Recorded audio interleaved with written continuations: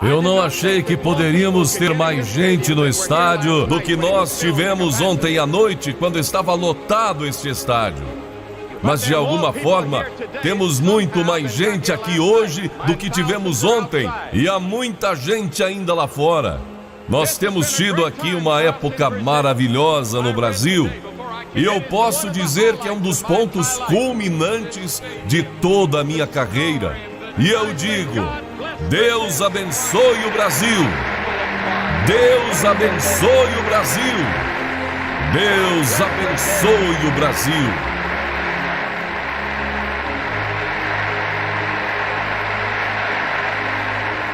Eu li antes de vir ao estádio a história da morte de Jesus Cristo, segundo Marcos. Ele tinha sido preso, tinha sido julgado, tinha sido castigado. E agora tinha sido entregue aos soldados romanos para ser executado. Colocaram uma coroa de espinhos na sua fronte. E agora bateram nele de novo. E então bateram com açoite de pontas de aço que rasgaram suas costas. E agora colocam aquela cruz pesada sobre seus ombros. E agora o levaram pelas ruas de Jerusalém, pelas ruas centrais, para que todos pudessem vê-lo. E ele estava carregando aquela cruz pesada. E Jerusalém estava cheia de gente, dezenas de milhares de pessoas, e era uma atmosfera carnavalesca. E quando chegaram ao lugar chamado Gólgota, então deixaram Jesus na cruz e colocaram cravos nas suas mãos, e agora amarraram seus pés à cruz, e agora levantaram a cruz, e ali ele ficou pendurado, morrendo, com seu sangue vertendo. Mas a multidão lá estava rindo e zombando e ridicularizando. Ele salvou os outros, agora não pode salvar-se a si mesmo. Ah, se és o Filho de Deus, por que não desces daí? Mas ele não desceu. E graças a Deus ele ficou ali. Se ele tivesse descido da cruz, ninguém poderia ter sido salvo, ninguém poderia ir para o céu. Não há nenhuma morte que se possa comparar nesse mundo à morte de cruz. É a pior de todas as mortes. Mas Jesus não só morreu fisicamente, ele morreu espiritualmente. Ele nunca em sua vida cometeu um pecado, ele se tornou pecado em seu lugar. E o seu sofrimento mais profundo, quando ele exclamou: meu Deus, por que me desamparaste? A Bíblia diz que ele era desprezado e rejeitado pelos homens. As pessoas em toda parte que eu vou me perguntam: há esperança para mim? Pessoas alcoólatras, prostitutas, viciados, ladrões, assassinos, prisioneiros, espiritistas. Elas perguntam: há uma esperança para mim? Há 2 dias uma pessoa me perguntou se eu acreditava na existência do diabo. Sim, a Bíblia diz que há o diabo. E a ele pertence o reino das trevas. Ele pode realizar milagres falsos. Ele pode criar experiências espirituais falsas. E ele promete liberdade e luz. Mas ele traz tristeza e morte e destruição. Se você quer saber o quanto Deus odeia o pecado, vá à cruz, porque Cristo estava morrendo pelos seus pecados. Mas você dirá: o que é pecado? O pecado é deixar de atingir o alvo, é estar aquém daquilo que Deus espera de nós. Deus diz que nós devemos ser santos, mas você não pode ser santo. Então você está aquém. Nós devemos ser como Jesus, mas nenhum de nós pode viver como Jesus. Todos nós fracassamos. Nós estamos aquém do alvo. Mas Deus exige justiça e retidão para ir ao céu. Você olha para você mesmo e você diz: eu não sou tão mau. Eu sou melhor do que muita gente que conheço. Mas Deus olha você através dos seus olhos de justiça e santidade e diz que você é um pecador. Talvez para você o pecado não seja coisa tão séria. Uma mentira? Mas todo mundo mente. Roubar um pouquinho? A maior parte das pessoas rouba alguma coisa na vida. Cometer pecado sexual? Ser infiel à esposa? Quase todo mundo faz isso. Não há muita coisa nisso. Mas aos olhos de Deus, isso é terrível. E não sabemos a profundeza dos nossos próprios pecados. Todos pecaram e destituídos estão da glória de Deus. Também o pecado é a quebra da lei de Deus. Agora, o que é a lei? Eu vejo pessoas: isto é moral, isto é imoral. Qual é o critério? São os 10 mandamentos. Aqui está a expressão da lei moral que Deus colocou no universo. A lei de Moisés. Você já quebrou essa lei? Uma vez, talvez? Talvez um pouquinho? A Bíblia diz que se você quebrou uma dessas leis, quebrou todas. Eu quero confessar a você hoje: eu tenho quebrado essa lei muitas vezes. E a Bíblia diz que se você quebrou essa lei, é pecador. Então eu tenho que dizer a Deus hoje: eu sou pecador. E então este fato agora me leva, me arrasta à misericórdia de Deus. E quando eu me aproximo de Deus, eu não busco justiça. Se eu procurar justiça, estou perdido. Se eu alcançar justiça, vou para o inferno. Eu quero misericórdia. Eu quero graça, eu quero perdão, e é isso que Deus me oferece na cruz. E eu vejo na cruz quão profundos meus pecados são. E então, este pecado é um defeito, é uma falha do coração humano, afeta a minha mente, afeta a minha vontade, afeta a minha consciência, afeta as minhas emoções. Toda a minha vida é afetada pelo pecado e eu me torno um escravo do pecado. O pecado diz: faça isso, e eu faço. E agora o pecado vem e me castiga e diz: faça isso, e eu faço. Eu não quero fazer, mas eu faço de qualquer forma. Por quê? Por quê? Porque o pecado é o meu Senhor. Como é que posso ter liberdade? Venha à cruz. Ele então fará você livre. Ele então irá quebrar os grilhões. Ele vai quebrar todos os impedimentos. Deus está dizendo: eu amo você. Não me importa quão mal você tenha sido. Eu o amo. Eu o amo. Eu o amo. É isso que Deus está falando na cruz. Mas Deus prova o seu amor para conosco em Cristo, que morreu por nós quando éramos ainda pecadores. Porque Deus amou o mundo de tal maneira que deu o seu Filho unigênito, para que todo aquele que nele crer não pereça, mas tenha a vida eterna. Então, ao olhar para a cruz, compenetre-se no fato de que Deus o ama. Porque pela graça sois salvos por meio da fé. E isso não vem de vós, é dom de Deus, não vem das obras, diz a Bíblia. E a cruz condena todos os outros meios de salvação.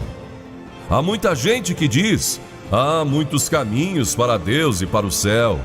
A Bíblia diz que há um caminho que parece direito ao homem, mas o seu final é caminho de morte.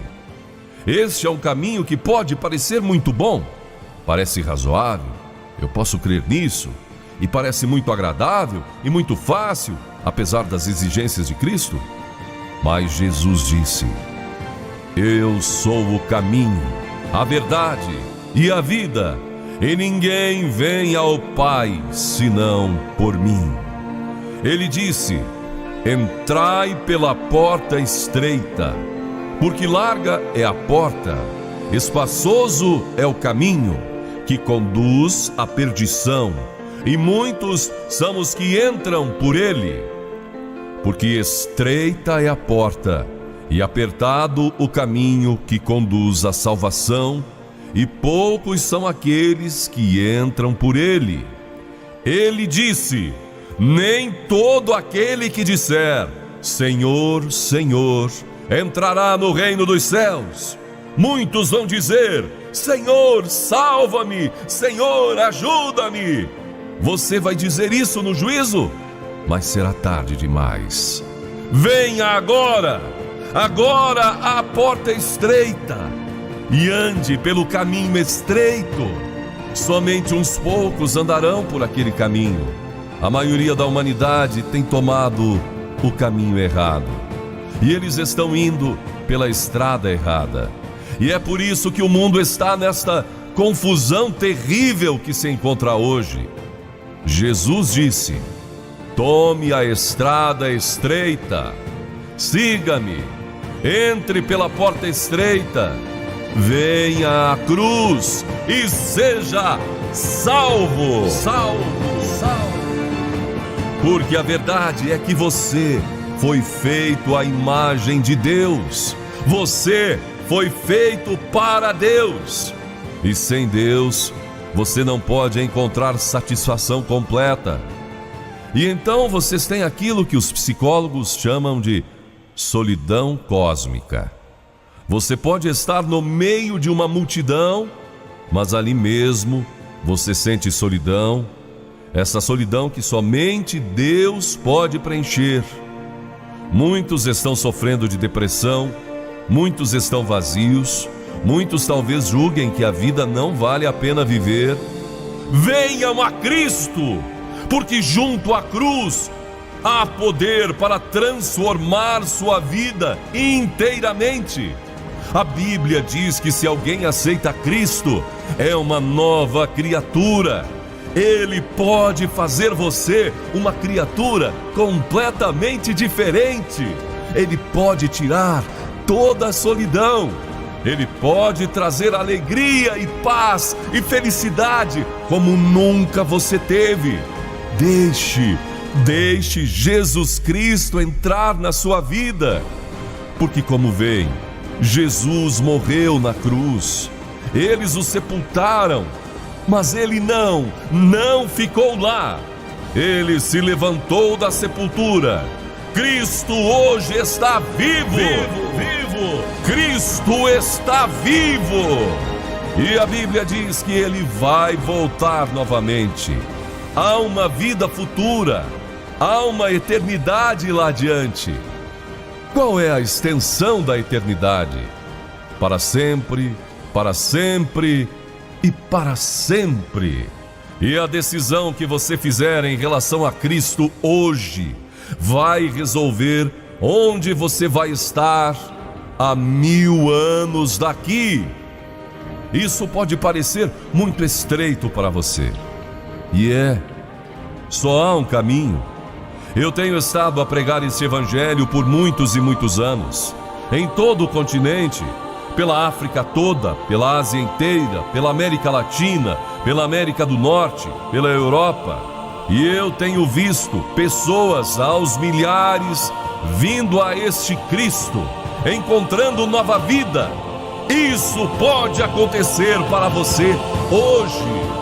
A igreja não pode fazer por você.